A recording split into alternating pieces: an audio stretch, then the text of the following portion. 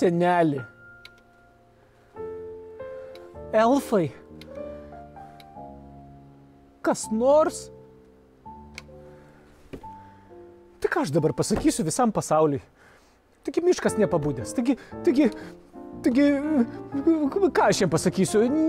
Negalime atkurti ryšio pabaiga? 30-50, alio, čia kalba Kalėdų radijas iš vis dar labai kietai įmigusio Kalėdų miško. O radijas turbūt jau kalba paskutinį kartą, nes Kalėdų senelis vis dar nepabudo ir jis negali pakelti miško gyventojų ir tada neįvyks jokių įvykių, o be įvykių nebus ir jokių naujienų, tęsti radijo veiklos aš nebematau prasmės. Susivinioju visus savo laidus ir traukiu į užmiškį. Ačiū, kad buvote kartu. Sudie. Palaukit,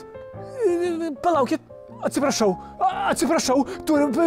atrodo girdžiu kažkokį signalą, neišjunkite radijo imtuvų, pasigarsinkite, turime ryšį su Kalėdų nameliu.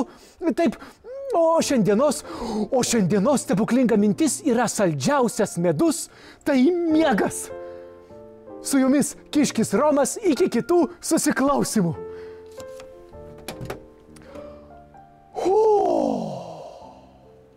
Wow!